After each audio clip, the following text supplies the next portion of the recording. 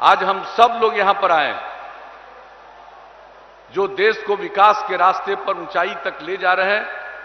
आदरणीय प्रधानमंत्री जी, जिन्होंने बिहार के विकास के लिए, जैसे देश के विकास के लिए, बिहार के विकास के लिए तो किया ही है, लेकिन बिहार के लिए कुछ विशेष पहल की है। इसलिए हम सब लोग उन्हीं को सुनने आए और हम तो सबसे पहले इस बात के लिए विशेष तौर पर आपके समक्ष हम जरूर बधाई देना चाहते हैं। ये जो कोरोना का संक्रमण हुआ है पूरे दुनिया में और उसके बाद उसके रोकथाम के लिए जो आदरणीय प्रधानमंत्री जी ने देश में करने की कोशिश की है और जिस प्रकार से बिहार में भी काफी मदद मिला और हम लोग बहुत हद तक इसको नियंत्रित करने में कामयाब हुए और इसके लिए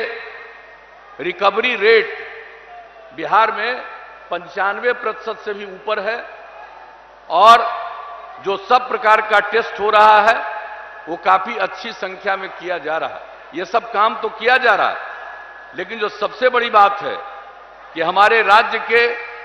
जो लोग दूसरे जगहों पर काम करते थे उनको लौटकर अपने राज्यों में जाने के लिए और खास करके बिहार के लिए विशेष ट्रेनों का इंतजाम किया गया और बड़ी संख्या में लोग आए। और यही नहीं, जो सारे राशन कार्ड धारियों को जो पीडीएस के अतिरिक्त यानी अप्रैल से ही शुरू हो गया है और पूरे नवंबर तक प्रति व्यक्ति 5 किलो अनाज और हर परिवार में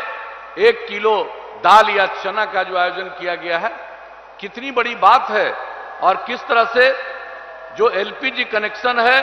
उसमें मुफ्त में उन गरीब लोगों को एलपीजी का गैस सिलेंडर उपलब्ध कराया गया।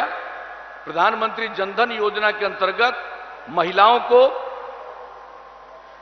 महिला लाभार्थियों को 500 रुपये प्रति माह की दर से राशि दी गई। इस तरह से प्रत्येक काम और हम लोगों से भी जो संभव है हम लोगों ने बिहार में करने की कोशिश की है। और इन सब चीजों की स्थिति में चुनाव हो रहा है और चूंकि चुनाव हो रहा है ऐसी परिस्थिति में, इसलिए समय कम है और कम समय में भी जो आदरणीय प्रधानमंत्री जी ने बिहार के लिए इतना समय दिया है, मैं इनके लिए पुनः इन्हें धन्यवाद देता हूं। और एक बात मैं आपको कहना चाहता हूं कि जो कुछ भी केंद्र के द्वारा जो प्रशंसनीय योजनाएं हैं, जितने हमारे काम करने जो किसान हैं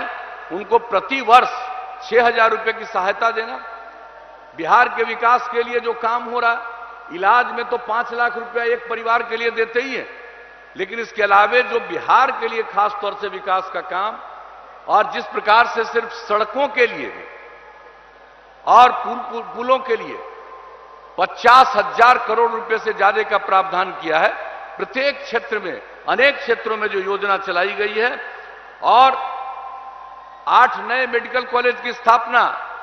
और दरभंगा के लिए तो मैं आदरणीय प्रधानमंत्री जी को विशेष तौर पर धन्यवाद देता हूं कि आपने दरभंगा में एम्स की स्थापना का निर्णय ले लिया और यह हम लोगों की इच्छा थी। पटना में एम्स बन गया और बिहार का मेडिकल कॉलेज पटना के बाद सबसे पहले का है दरभंगा और यहां पर एम्स बना, ये बहुत बनने वाला है, ये बहुत ही प्रसन्नता की बात है। और किस तरह से एयरपोर्ट का काम चल रहा है, अब आप समझ लीजिए दरभंगा में जो सिविल एयरपोर्ट होगा, आप जान लीजिए कितनी बड़ी संख्या में। मुझको तो पूरा भरोसा है कि यह तो अंततोगत्वा दरभंगा का एयरपोर्ट एक अंतर्राष्ट्रीय एयरपोर्ट में परिणत होगा। इतने लोग हमारे यहां पर लाभान्वित होंगे। तो इन सब चीजों के लिए तो मैं हृदय से धन्यवाद देता हूं और जो भी काम करने का मौका मिला हम लोग बिहार के हित में काम कर रहे हैं। अगर आप लोग फिर मौका दीजिएगा